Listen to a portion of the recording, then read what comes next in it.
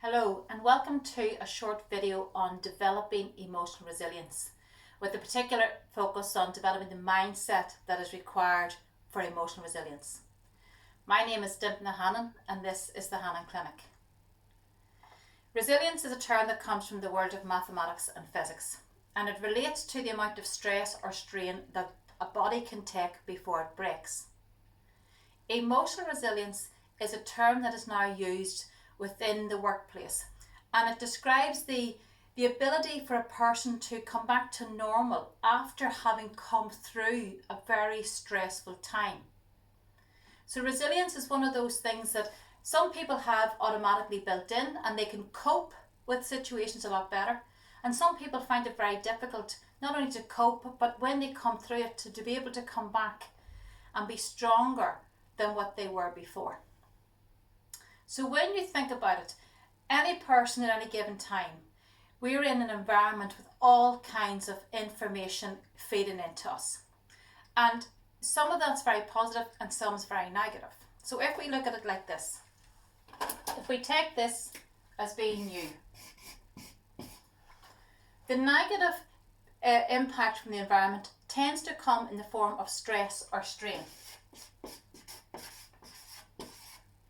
And this stress or strain can be things like challenges, changes that are happening in and around us, any risk, any sickness, anything that will cause you to become more stressed in life.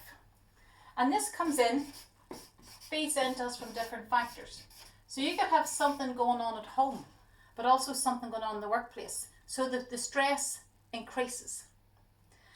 Now, the way that comes out of you, first and foremost, it comes out in terms of your self-talk.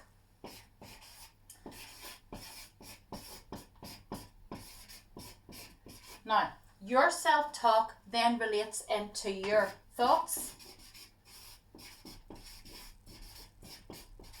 and your feelings. And your thoughts and your feelings then give way and actually come out of you in terms of your actions, your behaviours and your decisions. So your actions, your behaviours and your decisions.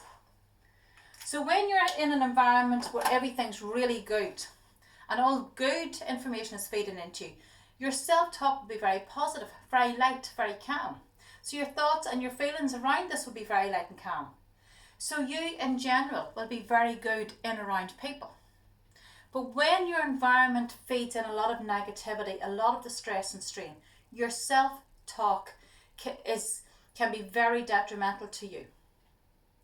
And what happens is that comes out of you. The way you react around people, the way you behave around people changes. And this is what I want to look at today in particular. You can look at certain things that you can do in your day-to-day workplace, your day-to-day practice to help you. Things like planning better or visualization or looking to increase your network and increase the number of people around you so that you can actually meet more people who are on the same wavelength of you as you build yourself up towards being good and calm again. There's lots of different things out there that you can do, but what I want to really focus on is your mindset, because resilience is a mindset. Emotional resilience is the ability to calm a frantic mind after a traumatic event. So it's calming the frantic mind after the event is over. So it's having the mindset to be able to do that. And where that starts is with your self-talk. Now, I'm going to give you 4 very quick techniques to be able to help yourself to develop this. The first one is known as the distraction process, and this is something that I developed a number of years ago because of what I came through. With the distraction process, first of all, you need to know what your self-talk is. In fact, in all of this, you need to know what your self-talk is. You need to know what your thoughts are, what it is you're saying to yourself in your own mind. And the only way to do that is literally stop yourself every now and again and go, what was I thinking there? Catch your thoughts. When you start to become the observer of your thoughts, then you can start and take control. The good thing is most of your thoughts are repetitive. And a good high proportion, about 90%, 95%, come from the subconscious mind, and they come in what's called habit loops. So you don't need to catch all your thoughts, you just need to catch the gist of what's going on and what you're saying to yourself. The distraction process kicks in then when you know you're thinking about something you don't want to think about. You distract yourself by looking at something that means nothing to you and forcing yourself to think about that. When you do that, you're interrupting the habit loop from the subconscious mind and bringing your thoughts to the conscious mind, to the prefrontal cortex. So you're literally shifting where the thoughts are in the brain. A second way to do it, and a very quick way to do it, is what's called the 5-second rule. And this was a device that was developed by a lady called Mel Robbins. And what you actually do is count backwards from 5 to 1. So when you have the thought of doing something, or when you have the thought that you're going to stop yourself, what happens is when that thought comes into your prefrontal cortex, there's a small gap before the wee voice starts to talk you out of it or to bring you down.